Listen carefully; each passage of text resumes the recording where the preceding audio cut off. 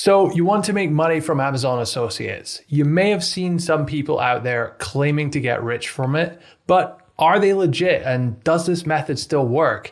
And more importantly, can you actually do it? In this video, I'll answer all those questions, plus I'll give you a clear 7-step action plan for how you can make money with Amazon Associates. But first, I just want to say that I've been doing affiliate marketing since 2008.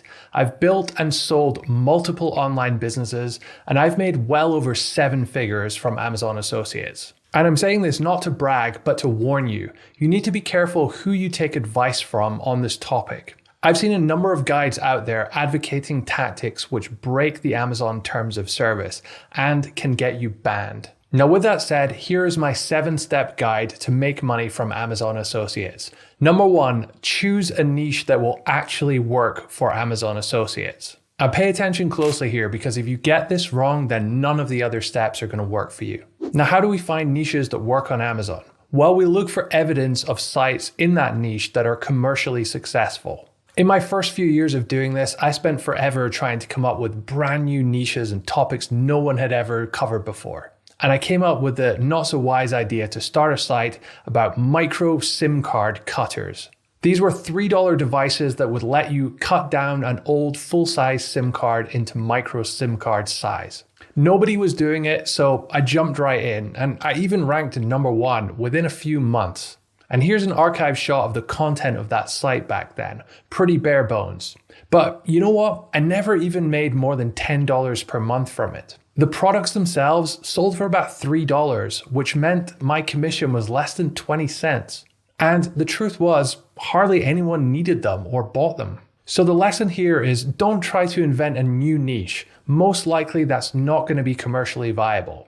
Instead, find an existing niche that you know works because there are commercially successful sites in it. Go on a site like Problogger Jobs, where commercial websites advertise to recruit writers. See what kinds of sites you can find out there. Most of them have their name listed below the job heading. Today, for example, we can see there's a cooking site here. We have this outdoor site which covers hiking, camping, even skiing. There's a pet site here. Oh, and here's a really interesting one on pressure washers. Now, obviously, we want to go and look at these niches in a little bit more detail after we generate the idea. Use this approach to generate a list of commercially viable niche ideas. Then go through each of them, look at the type of competition in that niche, as well as evaluating your own personal interest in getting into that niche. You can expand on this tactic further by looking for anywhere where commercially successful websites will post some kind of listing. A good example would be Flippa or empireflippers.com, where commercially successful sites are advertising themselves for sale. And even if you don't know the exact website from all of these listings, you can still get a really good idea of what is going to be commercially successful. Once you've chosen a niche, move on to step number 2, which is build an affiliate site. You're going to want to build a website so you can attract visitors to it from Google, and then you can send these visitors through to Amazon and make a commission. Every time a visitor clicks on one of your affiliate links and goes through to Amazon, they are tracked using cookies. No, not the chocolate chip cookies that you had for lunch, but web tracking cookies. Amazon uses these to understand if someone buying a product was referred by you, and then will pay you a commission for it. Now, back when I started doing this, building a website was actually quite difficult and you needed a lot of technical knowledge. But these days, it's super easy. You don't need any coding, programming, or even design skills to create a fantastic looking website. So here are the steps to build your website. First, you're going to need a .com domain name. Here are a few of my friends' websites. We've got epicgardening.com, expertphotography.com, and learningjewelry.com. Notice that they're all .coms, and also notice that they all sound very authoritative and educational, like we're actually going to get some value and learn something if we go visit them. Avoid anything that's not .com, avoid hyphens, avoid numbers, and avoid anything that just sounds a bit scammy. I'm thinking something like buycheapiPhones.info.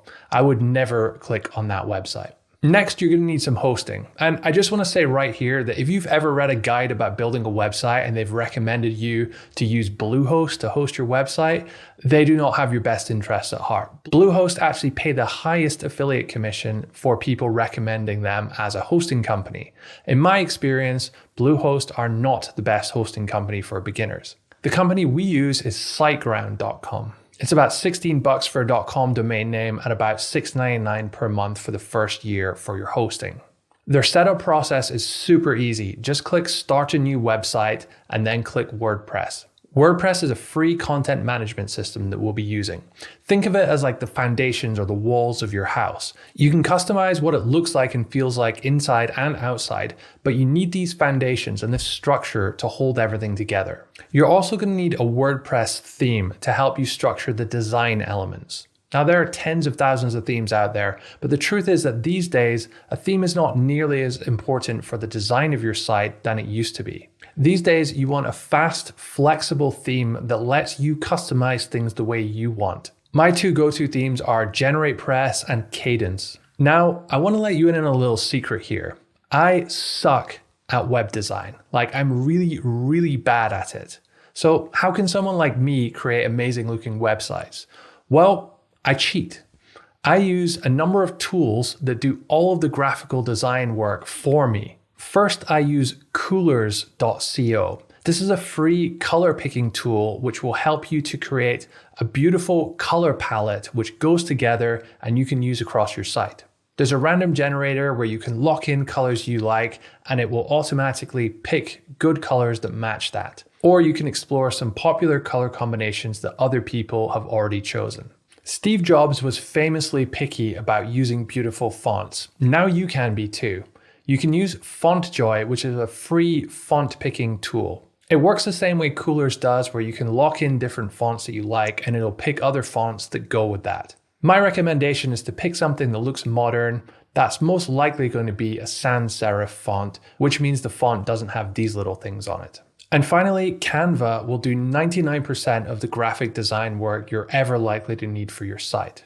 It can do logos, featured images, and just about anything else you're likely to need.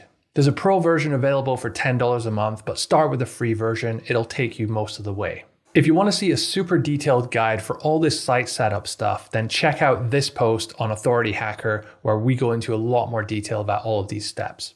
And by the way, if you're watching this on YouTube, make sure you subscribe to our channel. More than half of you watching this aren't actually subscribed yet. So do us a favor, click the subscribe button and ring that little bell for us, please. The third step is to sign up to Amazon Associates. It's very important that you only do this after you've chosen your niche and built your site. It's really simple. Just go to associates.amazon.com and click sign up. You'll need to log into your normal Amazon account if you have one, or create one if you don't have one yet. Then go through the various steps to register for Amazon Associates. You'll need to enter your payment information as well as your website URL and enter a description of what your website does. You'll be asked to create a store ID. This is kind of like a public username for Amazon Associates. So fill in the rest of the fields on the forms. Be truthful. For example, you probably don't have any traffic to your website, so just be honest and select this option.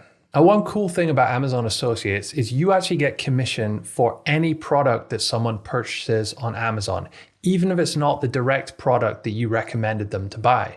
My friend Kate, who runs Parked in Paradise, recently made $240 when someone bought a metal detector through one of her links. Now, her site has nothing to do with metal detectors at all, so that was a nice bonus. Once you've been through and signed up to Amazon Associates, you're in. You now have 180 days in order to make 3 sales on the program. After that point, if you make those 3 sales, Amazon will manually review your site and just make sure that you adhere to all the quality guidelines that they've set out. One really important thing here is make sure you have the Amazon disclaimer featured on every page of your site, either somewhere at the top of a post, in the footer, in the sidebar, somewhere that is visible on every single page of your site.